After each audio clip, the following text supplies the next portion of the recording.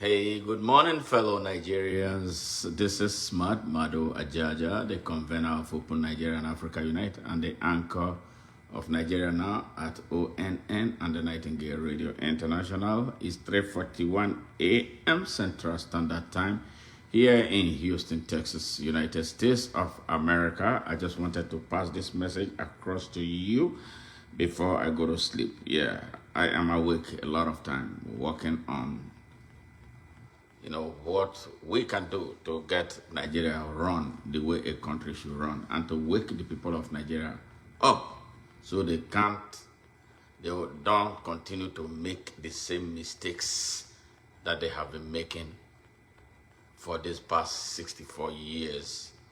These mistakes that have become generational. I don't know if it is okay to call it a mistake anymore.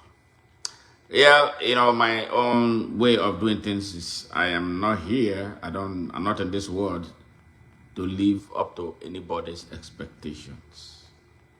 I am here to speak the truth the way it is. I am not a politician who will make something that is bad look good. Bad is bad. On one of the platforms that I run, we're having a debate about who an idiot is. Yes, and this is the reason why I am going to make this bold statement. I want Nigerians to get angry. Yes, diplomacy is not working in Nigeria. Talking to people who hurt our people, it's not working because they are not amenable to listening to voice of reason, because they have made up their mind that is either their way or no way. But before I proceed, I want to play this message. This message is part of our history, and nobody can stop us from telling it. Yes, it was a message on the one of Nigeria's independence. And this message is one message that the people of Nigeria are not listening to.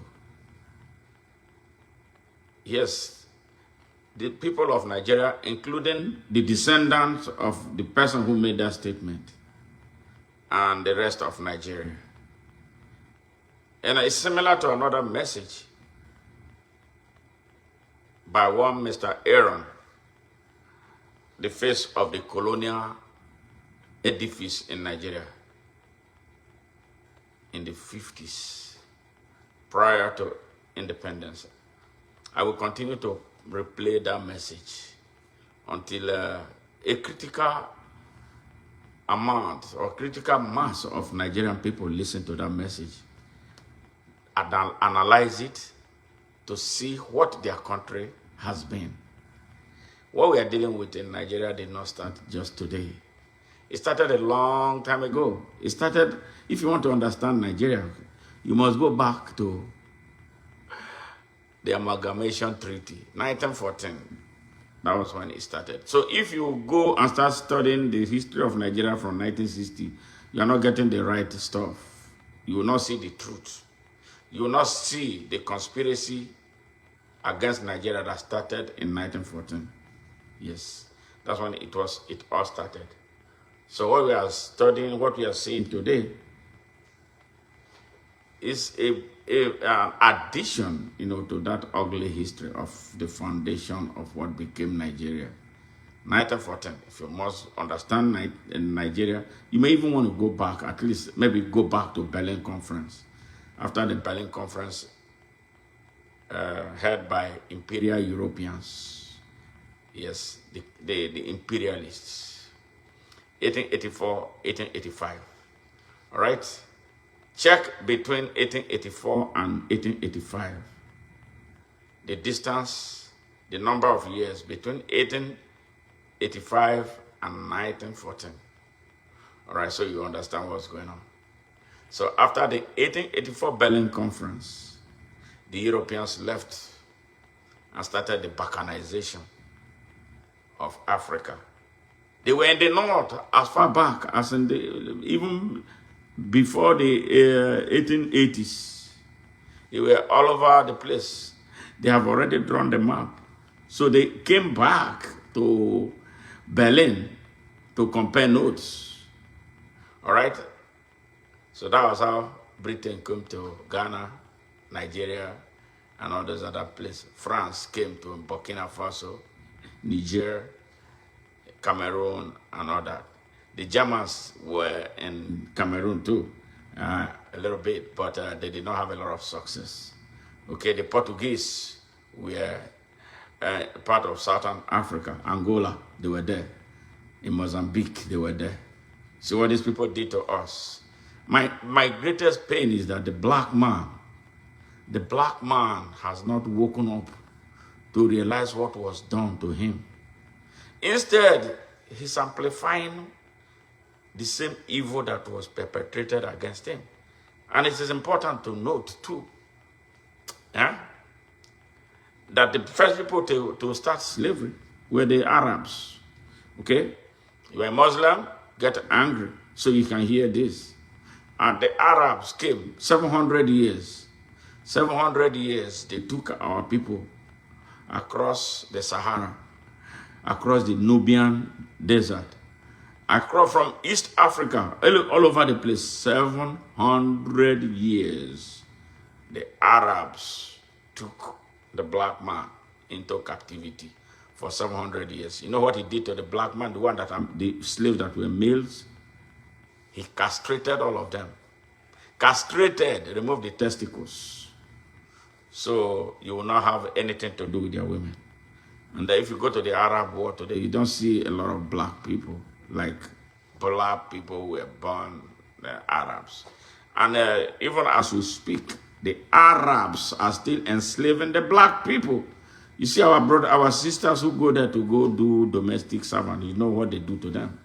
You heard some of their stories, right? So the Arabs enslaved the black man for 700 years and then gave him Islam, right? I'm not telling you that I don't have problem with Islam, so I want you to understand history. So you begin to start thinking, analyze. Because the problem of the black man is that he takes everything on the face value. He doesn't go back to start asking questions. It's a big problem that we have as the black people. And especially that we are the first. We are the first. We are the first. You hear me? The black man is the only man that God put hand together to make. Yes. You hear me? If not, Igbo man, they tell on I go, you go make your maid do like this. But that is the truth. The only man that God made, using hand put together more than when he breathed into a black man. Is the only one. Every other person who came through the black man. The white man is from the black man. The Arab man is from the black man. The Chinese man from the black man. The Indian man is the black man. And the only direct physical relationship, yes, hear that again. Share this message if you like. The only direct relationship between God and man, the first and only physical relationship between God and man was between God and the black man, because he was the first and the only man that he created. Black man. So what happened to you, black man? Yeah. Do you care to ask that question? You don't even ask. It's only when the Igbo man and the Arab man lie to you, you take it. Hook, line, and sinker. They tell you, say that God caused the black man, right? Ham, Sham, and Japheth, right? No. God did not cause the black man. Black man became corrupt. And we have to come out of it. Okay, that's deep history. All right, if you are spiritual, you will see things about who you are. The black man does not ask a question about him. The definition that he has was a definition written by the Arab man and the white man. And it's sad, when somebody writes you your history, he tells you who you are. He came from far away to tell you that he discovered you. You were existing for millions of years already before he came. And he came and told you that he discovered, he founded you. Right? He gave you education. He gave you clothes to wear and all that. We were the first civilization, the original. But what happened? All right, back to this story that we're talking about. So if you check between 1885 and 1914, those who are watching, do the math, you will see. Right? You'll understand the difference. It wasn't too long. So these people have been there. Then they decided to do amalgamation. There was what they call Northern Protectorate. They were there. The white man helped the Fulanis to defeat the Hausas. Yes, that's the Ajaja that they are talking about. So if you don't understand, and this is why they removed the study of history from schools in Nigeria, so you will not see the truth. But what they did not teach you, I am willing to teach you. So that is why you should go to my YouTube channel, subscribe. Like this one now, I just decided to do it on Facebook. And I don't like doing live broadcasts on Facebook anymore because within 30 days, they will delete it. Because Facebook is actually going out of business the way it is going now. Yeah, so you want to know your history? I have 1,600 messages right now as we speak on YouTube. Serious matter, serious issue on Africa, Nigeria, and the world, and how Nigeria and Africa interfaces with the world. Yes, inspirational messages. I am not a content creator. I'm an intellectual. All right, endowed with the capability to put things down that will not be deleted. So if you're a young person, really do yourself a favor. Subscribe. You don't have to like me. You don't like me. That's okay. If you don't like me, it's all right. I don't have any problem because I don't want the whole world to like me. Because if the whole world like me, then I have a problem. You don't have to agree with me, but you will not controvert the story that I have put down. And I do that without any hate, mischief, or bigotry. The truth is so hard to push down the truth of people. But when you feel the truth, and if you're a real human being who has blood, you go and begin to analyze and think. Put 1, 2, 3, and 4 together and begin to ask yourselves questions. Anything that is taught, anything that the mind is the most difficult, the easiest thing to damage. They damaged our ancestors' mind. And because our ancestors' minds were damaged, they passed the damages to us. It became a generational issue. You see, it becomes a generational issue. Where we are right now, that the black man does not feel like it's a whole person before a white man, even before Indian, is something that will pass down us.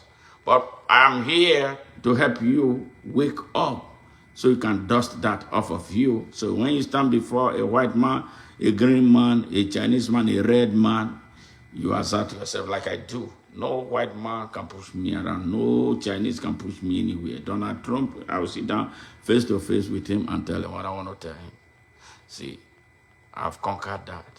And I discovered a lot of lies early in life about what they told us. In a way, they told us that when I was growing up, yes, they gave us the impression that God was white, right? I went through Catholic school, yeah. And I know a lot of things that I did not agree with. There are things that I refused to do as someone who went through Catholicism, because I knew right away that they were lies, yes. And because we have abandoned our history, they made us hate who we are, hate everything.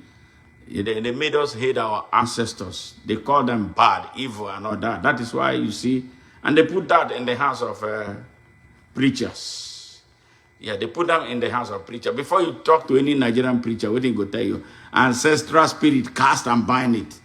Oyibo man, they worship his father's spirit. Come here, you see monuments that are 4,000 years old. But our own, they say, destroy everything.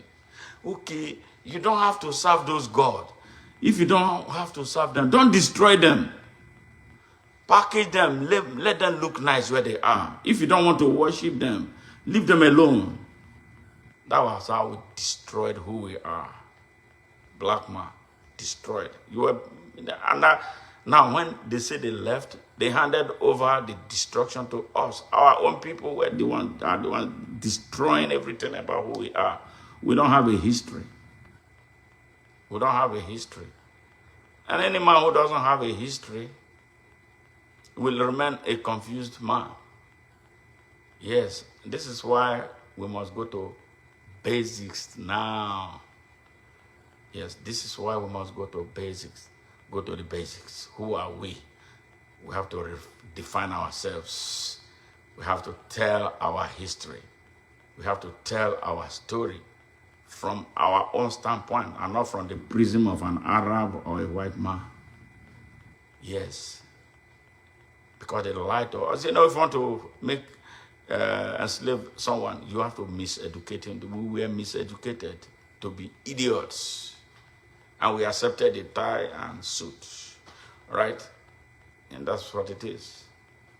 But we got to change it. Otherwise, we have been made like copycats. A copycat can never be an original cat. Yes. The original cat will change, and the copycat will have to ever continuously try to adapt to the new changes. That is why they left us, they dusted us behind. We are the smartest people. We were the best. Yes, for real. You don't enter class with Oyibo man. Not be here at the America. You enter class, they know they see our back. Now, but when we go back home, we are like fish out of the water. The condition at home is so hostile to the expression of intellect. Why are we like that? You know the number of scientists who are Nigerians here doing great things?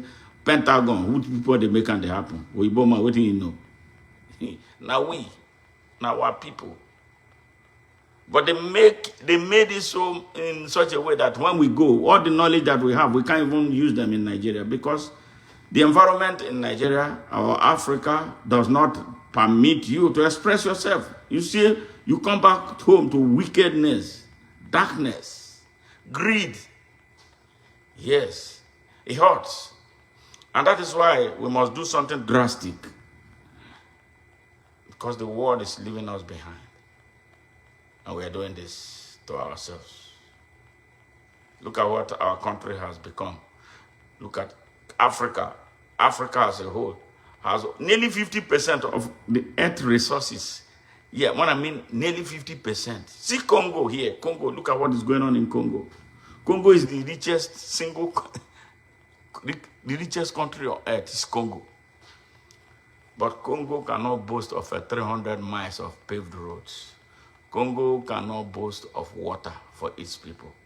Congo cannot boast of electricity for its people. All Congo can boast of is refugee camps.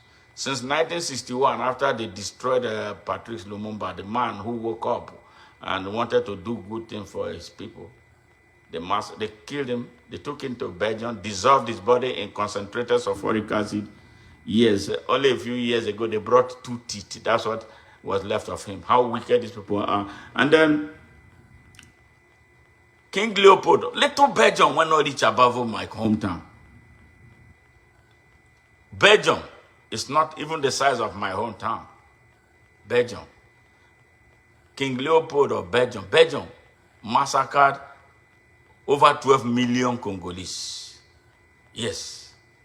So when they talk about capacity, and I know they know when they talk about capacity. Nigerians don't understand what capacity means. Capacity means you have this overwhelming ability to do things that numbers, a huge mass. You see, Nigeria is, we are 250 million people, but we don't have a capacity, right? Israel, what is the population of Israel? About 10 million. Look at what they are doing. Look at what they are turning the whole world upside down to. They have capacity. It isn't Almighty God doing for them. No. It's because of the environment that they found themselves. Necessity is the mother of invention. So when you are in scarcity, what do? You survive. That's how they build the massive capacity. What do we have? We have everything, but we can't build capacity. The only capacity we can build is to steal. The only capacity we build is to kill and destroy. And that is what it's at. That's why today I am calling all political office holders who are non-Fulanis in Nigeria. I don't care where you come from. If you are one of such, you are an idiot. All of them are idiots. All political office holders who are non-Fulanis in Nigeria are idiots. And I'm going to prove to you why they are idiots. But before then, I want to give you an analogy from 1914 to where we are right now. When they decided to make the amalgamation of the Northern and Southern Protectorate in 1914, how many people were? There was no Nigeria at the time. There were Africans living in the west of Africa. All right? They found 6 people. And those 6 persons were people they were already dealing with and doing things with. Okay? They didn't have an idea of what forming a country meant. I think they were a little bit of a little elite. You know how they do things? They will pick people that they can use to get things done for their benefits. So they picked 2 Fulanis. One of them later became the Sultan of Sokoto. And those 2 Fulanis had direct ties to Osman Dan Fodio, who invaded Hausa land in 1804. All right? So you see what I'm saying? So the Oyibo man already had an established relationship with the Fulanis. All right? That was why. They were with them. Yeah, they were with them. They were with them when they overrun the Hausa people. All right? Oyibo man. But the Hausa man doesn't understand yet. Maybe now he's understanding, he's beginning to understand. But we got to push them hard to understand how much they have been used to slow Nigeria down in the name of Islam. Right? So they started that. They chose those 6 people. 2 Fulanis, 2 Yorubas. Yes, one of the Yorubas was the first Yoruba lawyer. All right? So way back then, you know, they already had a lawyer who is a Yoruba. Another one was a traditional ruler. Okay? 1 Yoruba traditional ruler and 1 Yoruba lawyer. So 2 Fulanis, 2 Yorubas.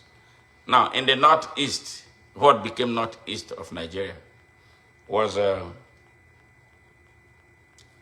Shehu of Borno at the time. The Shehu of Borno. All right, that made it 3.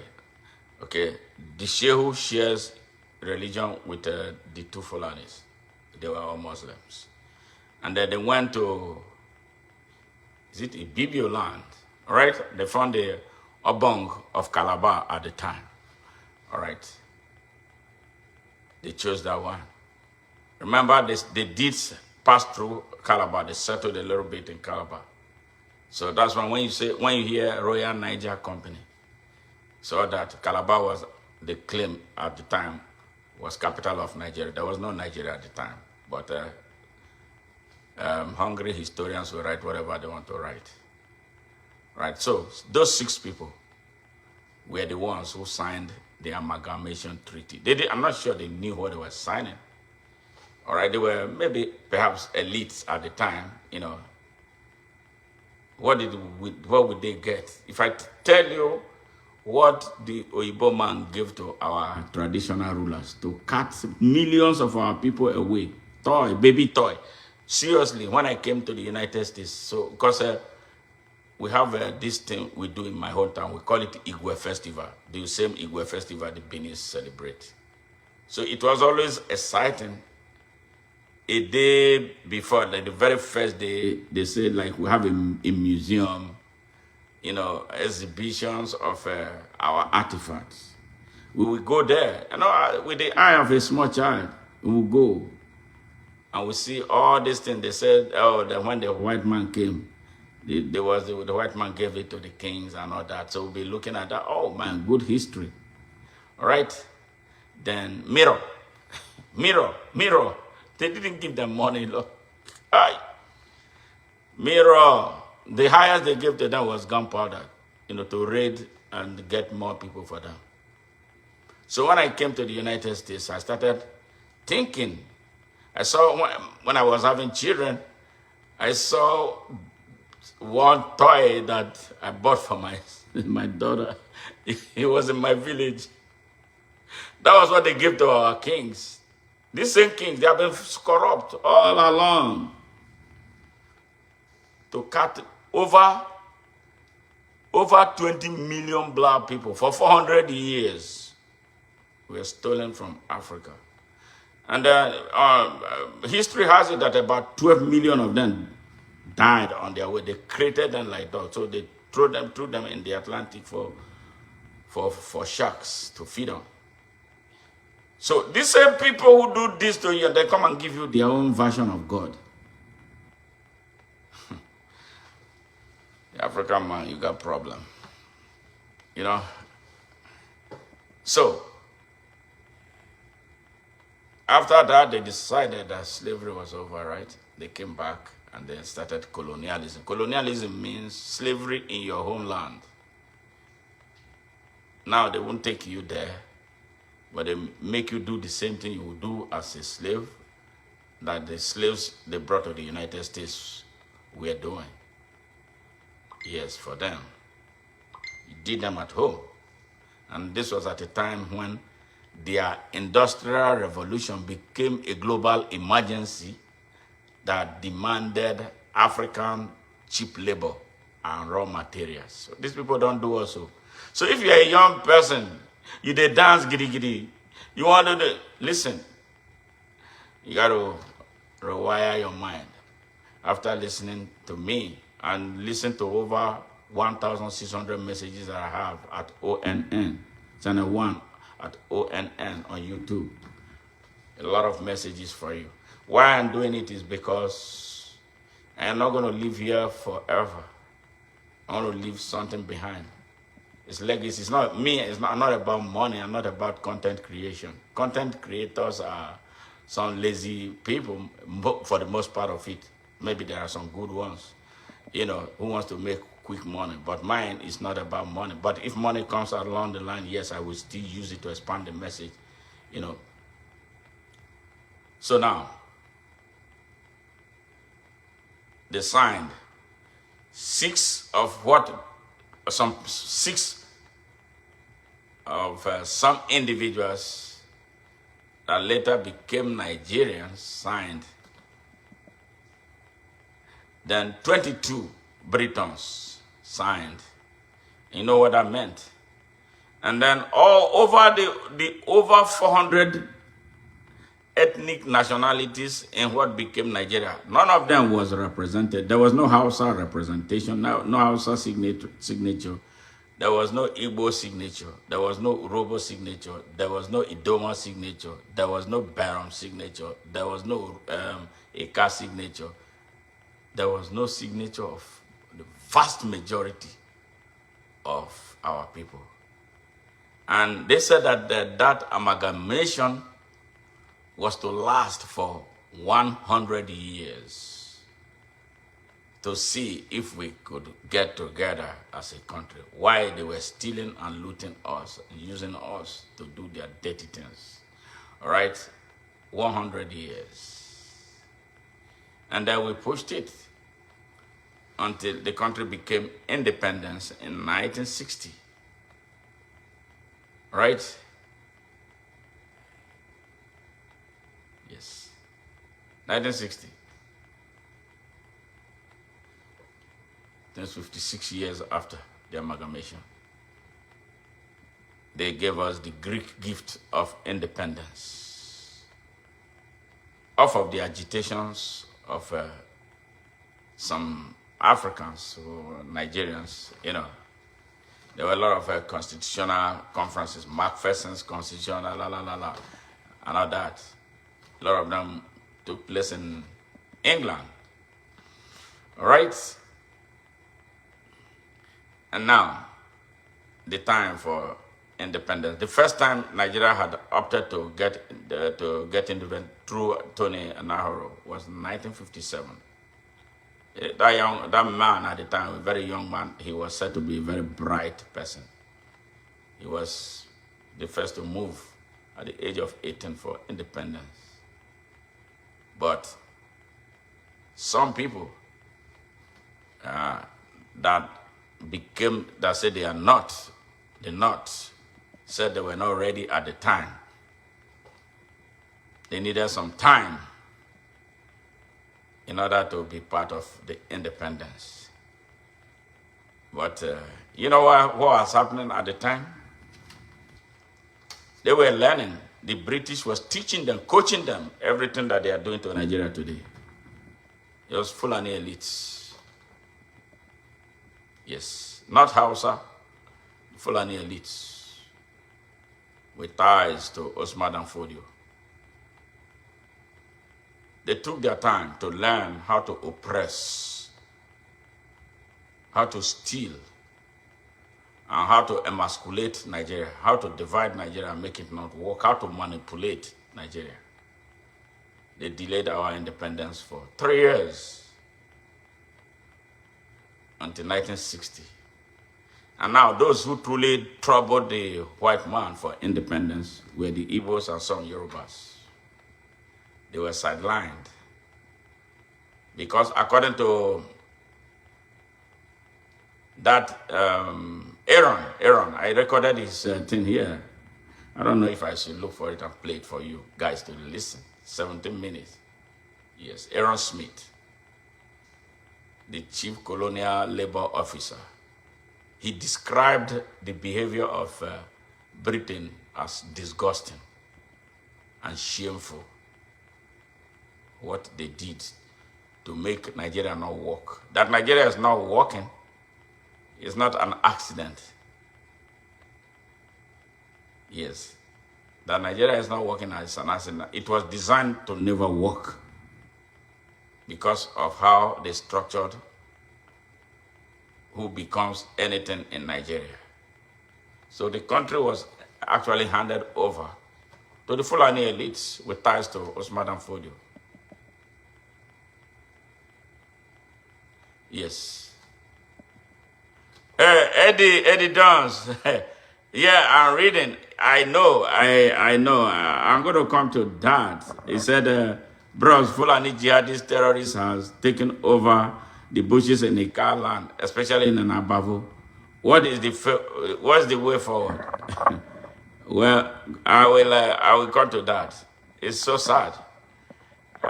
You remember what I did, what I committed to fighting for the Abavo people. I committed millions, tens of millions of naira. All right? I suffered material losses. And my mother died in the process. If you remember, you're an Abavo person, you understand. Right? I don't even know how to quantify how much I spent on freeing the Abavo people. But I'm happy that nobody is shooting them with AK-47. Now they came back, courtesy of Okawa.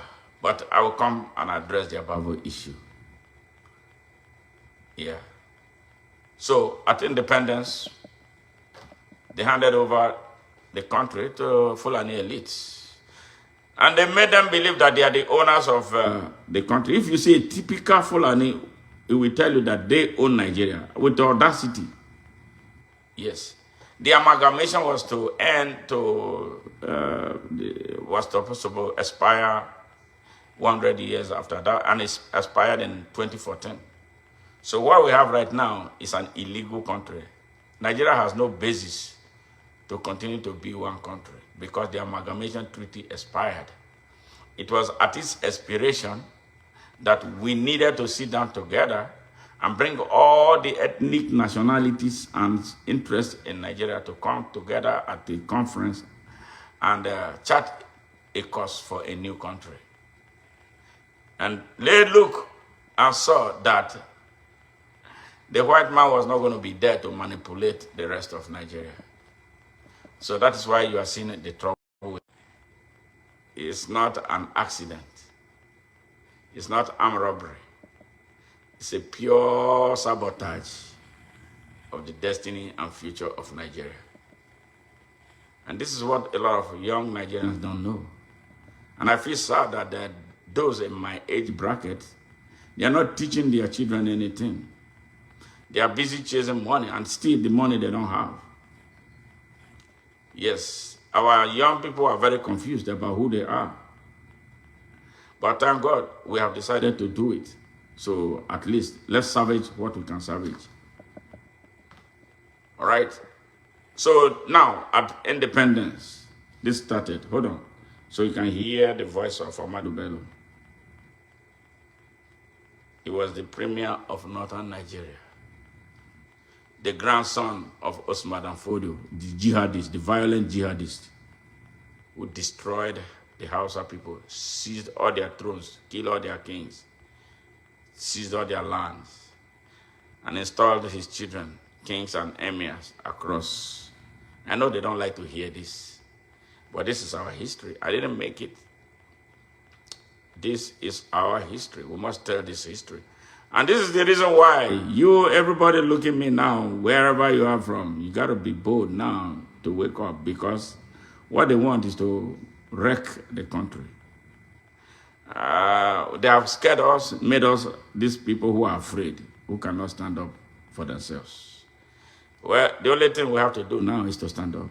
If we don't stand up, I don't know what to tell you that will happen to us. Millions, thousands of people will die. Because there's a D-Day that is coming. All this one you are seeing, they are there everywhere. One day they are going to come.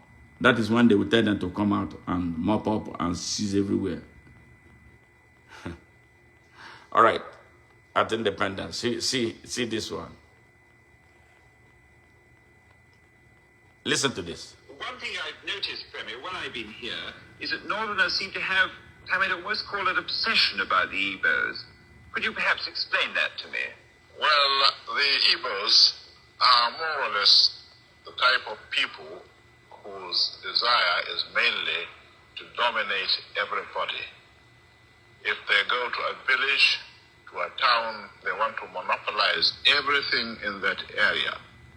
If you put them in a labor camp as a laborer, within a year they will try to emerge as headman of that camp, and so on. Well, in the past, our people were not alive to their responsibilities, because you can see from our northernization policy that in 1952, when I came here, there weren't 10 northerners in our civil service here. Then I tried to have it northernized, and now all important posts are being held by northerners. Is this policy of filling all key posts in the north solely with northerners and not with other Nigerians a temporary or permanent one? In actual fact, what it is a northerner first. If you can't get a northerner, then we take an expatriate like yourself on contract. If we can't, then we can employ another Nigerian, but on contract too. This is going to be permanent, I should say, as far as I can foresee, because it will be rather dangerous to see the number of boys who are now turning from all our learning institutions, coming out with having no work to do. I'm sure whichever government of the day might be, it will feel rather embarrassed, and it might even lead to bloodshed. Doesn't this damage the idea, sir, of all people in all regions in Nigeria being fellow citizens of one country?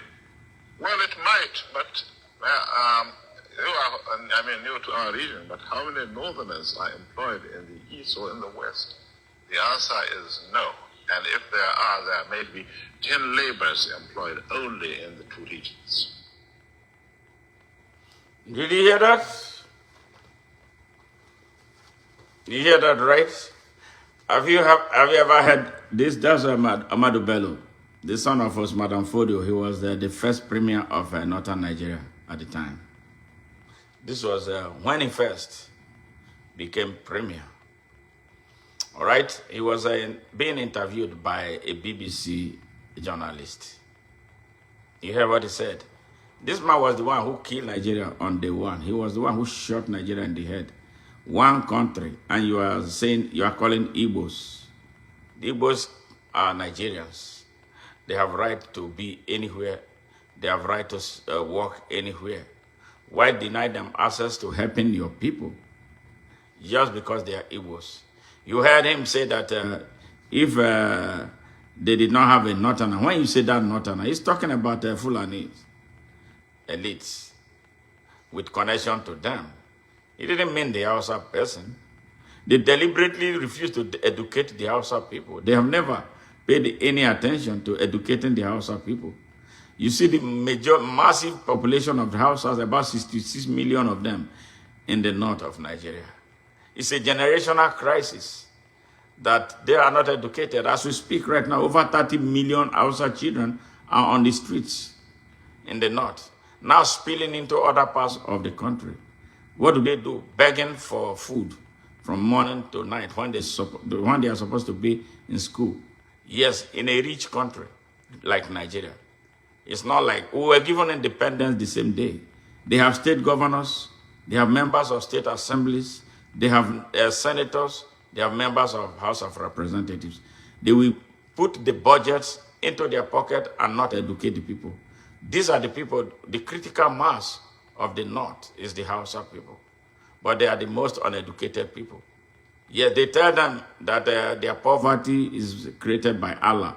And the people are so naive and they believe them. They agree. I'm at the forefront of working with the Hausa people to wake up and take what belongs to them. But it's a tough fight. Some of them, a good number of them are scared of stepping forward, to do that. It's not like they don't know. They are so afraid of the Fulanis. Yes, because for 221 years, they have hammered them down. Before now, did you know that there was a difference between the Hausa and the Fulanis?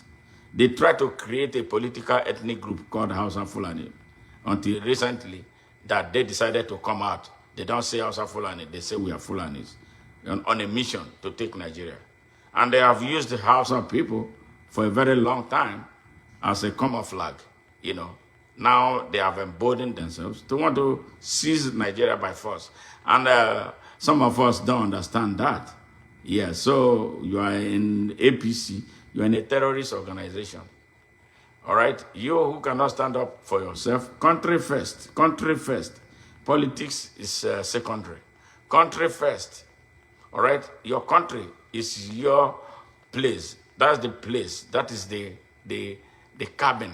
Yeah, that is the place where you are identified from as being from, that's where your identity is. So if there's a threat to the country, you set politics aside, you set everything aside to save your country first. This is what Nigerians are supposed to be doing, but they are not doing it yet. I don't know when they are going to do it. And when they decide to do it, it's going to be at a very high cost. And this is why we are stepping in to teach our people, to hopefully inspire them, especially looking at what they have done to themselves in the past. You come, like I went to run for Senate in 2019. I was the best of all, What did our people do? They went for the money, and I wasn't ready to pay anybody money to serve them. But I knew that what I had in my mind, what I was going to do, perhaps we wouldn't be here if I was in the Senate. We wouldn't be where we are. And I bet you, Buhari will not do most of the things that he did to get us where we are. Buhari was the one who actually finally finished Nigeria. He destroyed the armed forces. He put terrorists in command and control positions. Yes, I'm telling you. The army in Nigeria cannot fight. The army is a hell right now. You can't trust anybody in the army. Yeah, that is how bad. You see, General Musa is talking. He's speaking a lot now, even if he's talking a lot of nonsense too. He's speaking. The army has been compromised. The Nigerian army cannot fight. If you tell them to cannot to go and fight, they will only shoot those ones who are Christians and cover the terrorists there. You see, that's what they are doing. So that national cohesion is gone. It's not there anymore. So they don't approach their business professionally. They don't approach their business patriotically. You see, so the defense of territorial integrity and sovereignty of Nigeria by the Nigerian armed forces is gone. So that is why this is happening, what is happening right now. These terrorists, bandits, they come across the borders into Nigeria. Who brings them? That is one Musa has refused to address, because he said we should build a wall. Build wall for what? Why should we be building a wall between Nigeria and Niger? Okay, so if you build that wall, so is that a guarantee that terrorists will not come into Nigeria? It's not talking about those who are bringing them. Who are those bringing them? It's known. They are certain in Sokoto. Why is it that nobody questions? He makes a lot of stupid, crazy statements. Nobody asked him. Rufai is threatening fire and brimstone. Even Atiku is involved in this whole thing. Kwankwaso, they are all involved. It's a northern elitist thing. Yes. So that is why today I am calling all the politicians, political office holders from other parts of Nigeria who are non-Fulani. You are all stupid. You know why you are stupid? Your peers who are Fulanis, with whom you share Nigeria's money, they take a good part of the money that they steal from Nigeria to arm Fulani militias and some Hausa miscreants who don't even understand who they are to go and shoot up our country. But you keep the one that you steal with them. You don't give anybody. Then you tell us to go and but you're able to take a police, security. Well, the Fulanis who are lawmakers, the Fulanis who are ministers, the Fulanis who are in the armed forces, the Fulanis who have money, stealing oil from the Niger Delta, they bring part of their money to arm Fulani. You think this is a joke? They are the ones arming them because their mission is to take Nigeria by force. Yes, hear me now. Hear me now. Their mission is to take Nigeria by force. So now, if you are a Nigerian watching me here, you're going to have to go and ask your governor from the south of Nigeria.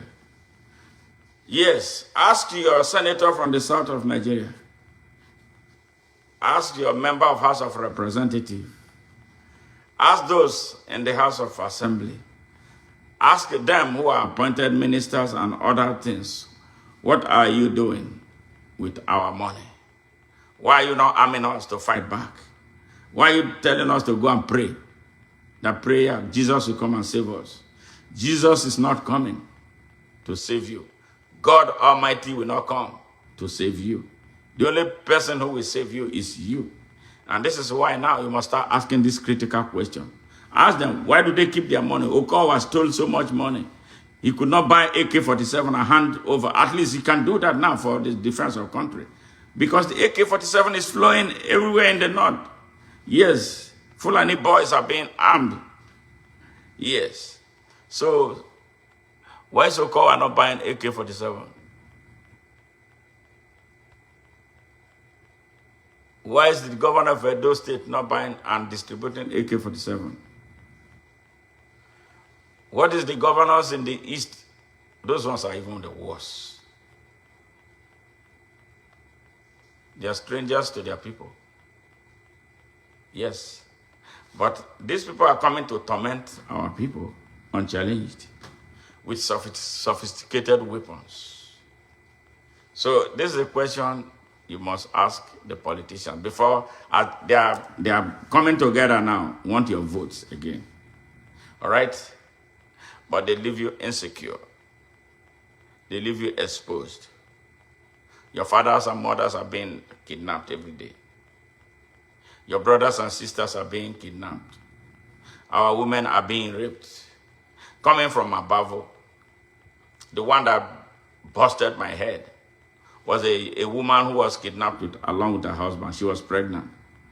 In the process, she gave birth. They gave her baby to the dogs to eat, and the dogs mauled her. The woman who was just watching her own baby, she died. That's how wicked these people are. So if you are waiting for Nigerian army to come and save you, you're going to wait forever because they're not coming. Nigerians must unite to fight back. So the politicians from the east, west, some in the north who are not part of this criminal acts that Fulani elites are perpetrating against Nigeria, you must release all the money, part of the money you stole with them, because you stole a lot of money with them. Buy AK-47. Buy a lot of AK-47 for the young people. The young people can do it. Our young people can fight. Give them the tools that they need to fight back. So these crazy Fulani elements driven by Madam Fodio jihadist agenda will not seize our country in no distant time, because the time allocated for them to do it is near. One day you're going to wake up, you don't have Nigeria anymore. So please, my brothers and sisters, especially the young ones, you are the biggest targets. You must stand up for Nigeria. It's not about politics anymore. It's not about political party. I don't see 2027 in Nigeria. Really, I don't see it. Don't waste your time, because a lot of people are dying. If we wait for 2027, many people will be gone and there will be nobody to vote. What I'm saying here in essence is this: Nigerians unite. Remove Bola Ahmed Tinubu. Yes, that's what I'm saying. Remove all the political class, crash that class, so we can start Nigeria again. We'll build Nigeria on a just and a fair foundation, with free, fair, equal, unlimited, and unconditional access to opportunity to every Nigerian to grow and develop, progress and prosper according to his abilities, or his or her abilities, and level of competency. Yes. Yes. In a non-threatening environment, for the good of the country today, tomorrow, and always. You see where I'm standing? You see where I'm standing right here? United States. That's how America works. People sacrificed for this country. You must sacrifice for Nigeria. You see, a lot of things that I have here, I would have dreamt, just dream and pass in Nigeria. This is a country. It has its own problem. There are things that they do that I don't like. But that they protect their citizens, yes. If you are born here or you come here, you don't get better. You will never get better again. It's like you are cursed. This is a place where you go to sleep with a dream, and when you wake up, your dream will come true. Because of how the situation, the country is structured. Yes. If you are hardworking here, nobody will stand in your way. This tribalism that they do for Nigeria is not here. Otherwise, I'm not there here. I've worked in the best hospital on earth here in this country. Yeah, when I first applied, one guy told me that hospital is only for white people. Me not know white people. I told him, I said, that's your business. I applied, they invited me for interview. I impressed them, gave them more than they needed, and I was hired to do the work. I was there for a couple of years before I founded my own business. Yes, I've seen a mechanic from Nigeria, who came here. He became a medical doctor. See, Nigeria had written him off. Nigeria had written him off. He came here, mechanic. He became a medical doctor here. I'm sure there are many more like that. This country gives you the environment to express yourself.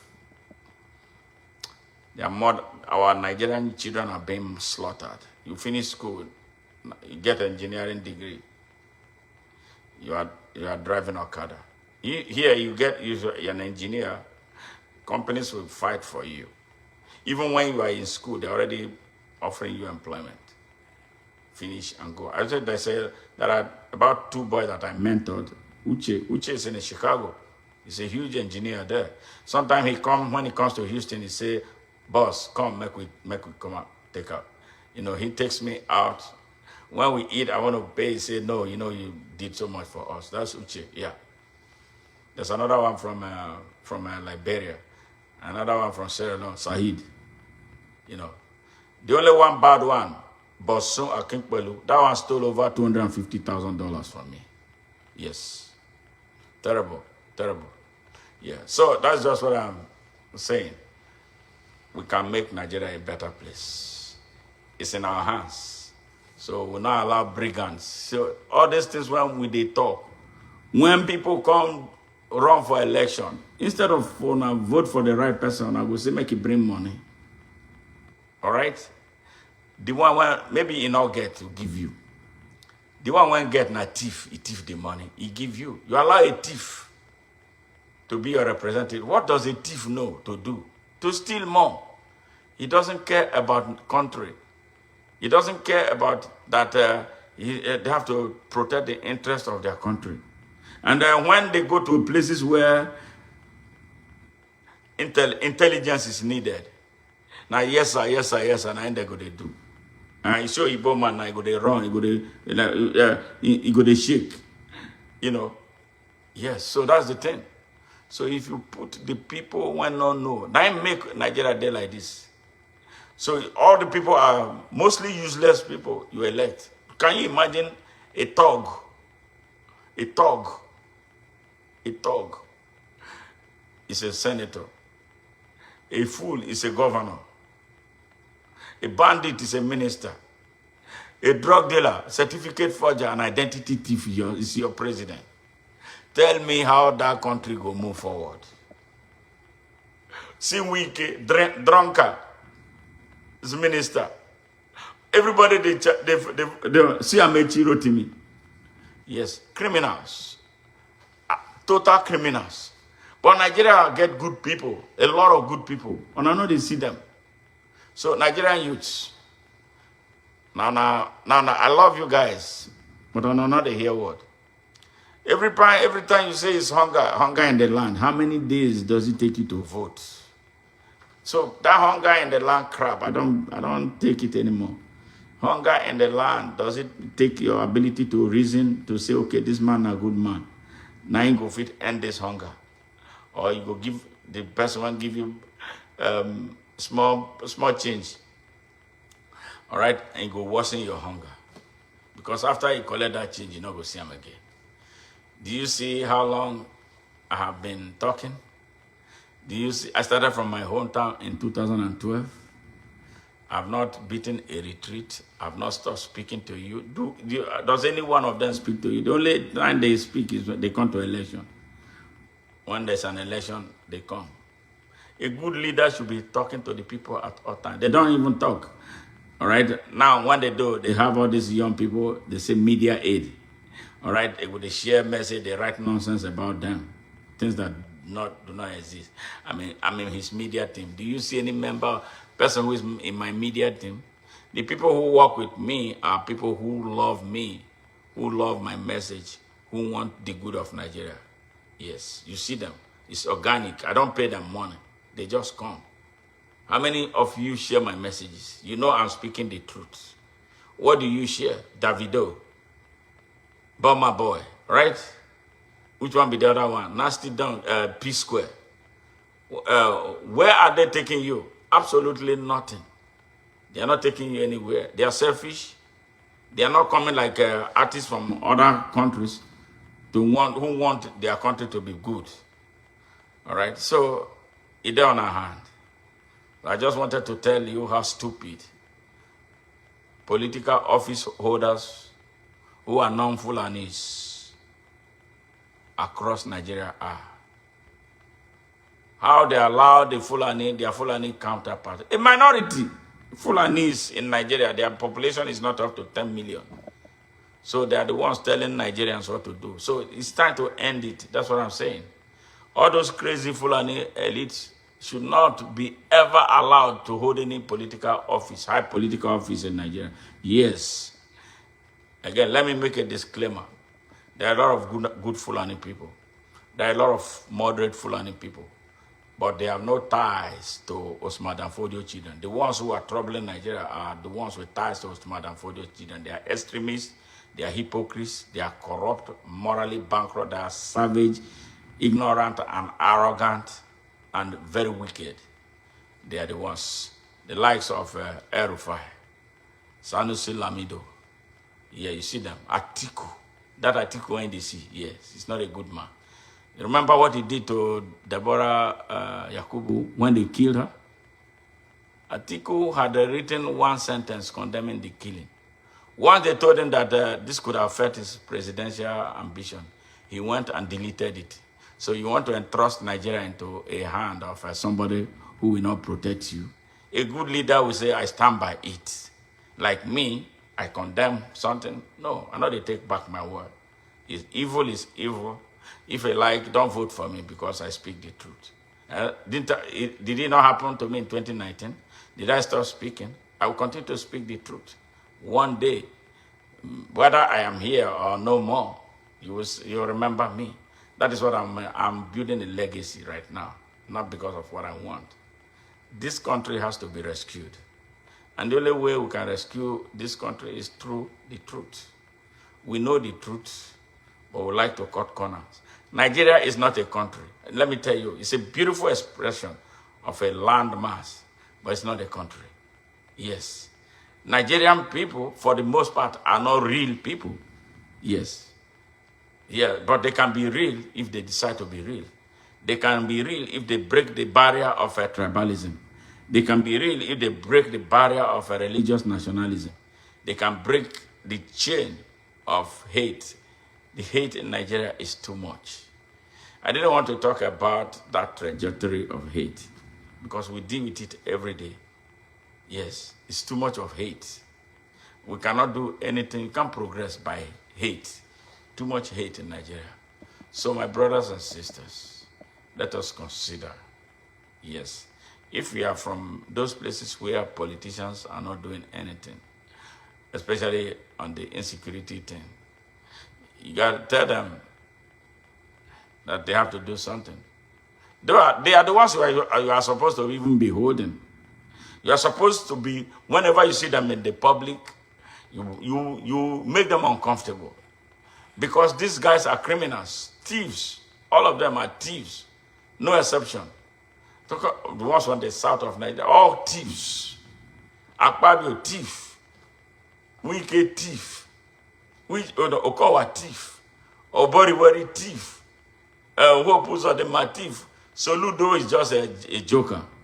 Which one? The one in Ebonyi is a thief. Maybe the one in Abia. But that one is River State. Akwa Ibom. You see, Cross River. Are you seeing it? Or your Ondo Ogun, Ekiti, all thieves. All thieves. They don't care about you. That's what the senators did. Ask them. They need to arm you to fight back. They need to give you the money that they stole. The Fulani stole money. Fulani legislators, Fulani governors, Fulani everything, Fulani ministers.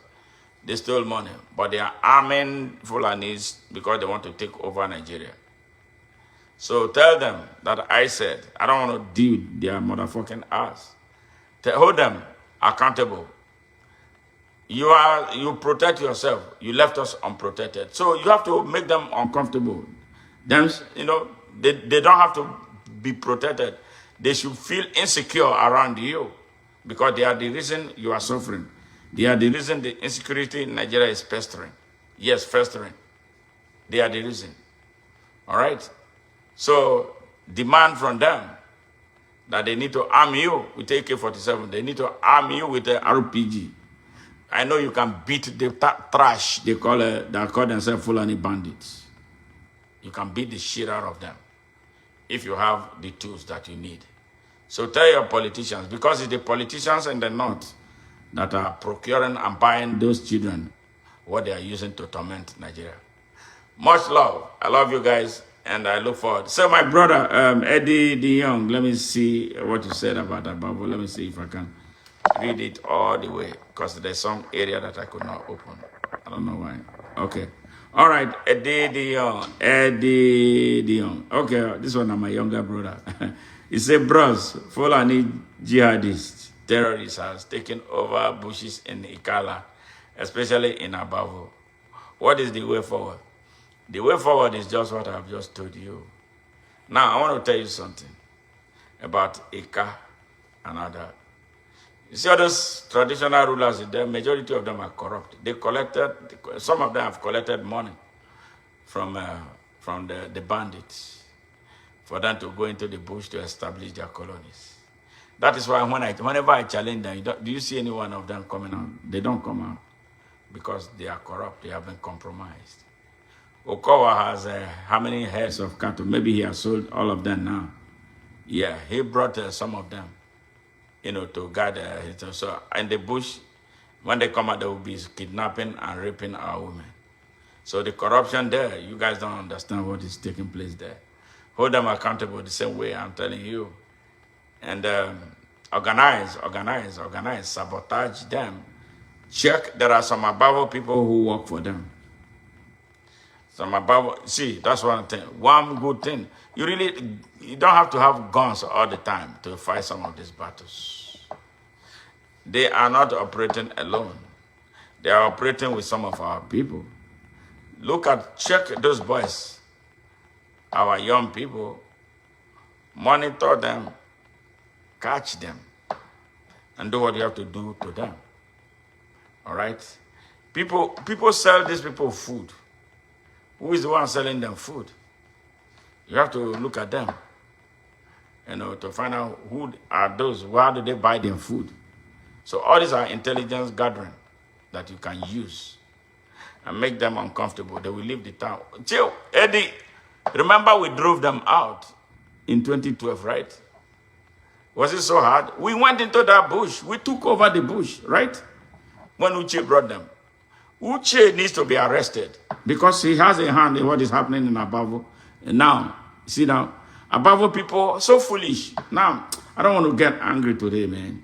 Yeah, Abavo people ain't savable. After we saved them, they went back to the bush. Uche's hand, signature is in what is happening there. If the authorities can hold him, he will confess what he knows about what is taking place. But hand will meet him very soon. All right. Thank you very much for listening. And I love you guys. And please, if you like what you heard, share it. But especially for the historical part of it, visit our YouTube page at Channel 1 on ONN on YouTube. At Channel 1 on ONN on YouTube. We have 1,600 messages and counting. Powerful historical messages that will, make up for what they did not teach you in the classes in high school and elementary school. I decided to take the responsibility of doing that so our young people will not be lost. A lot of scholars visit our YouTube page and our Facebook page. Remember my very first book page? Facebook blocked it because of what I said about France. Today now, have I not been vindicated? I've been vindicated that France is responsible for what is happening in Nigeria, especially with reference for their involvement with the Boko Haram. They are responsible. Buhari was working with them, and the president of Niger, Bazoum, that was ousted, was out working for them. So that's how they mess up the northeast of Nigeria. that is now going down here. A lot of Nigerian actors are involved. If they have their way, they don't want it to end. That is why this whole thing is continuing. It's a business right now. Huge, huge business. Big, big, big time business, all right? So let's continue to work and not be afraid. Let's organize. Don't wait for anybody, truly, to sabotage these people. All right? So these politicians, if you are hearing me, Nigerian youths who are from those areas where the politicians who shared money with the Fulani elites, put their own in the pocket, while Fulani elites are buying ammunition to arm, to hurt our people, tell them to buy you your own so you can use it to defend yourself and defend your communities and defend Nigeria. Bye for now and take care.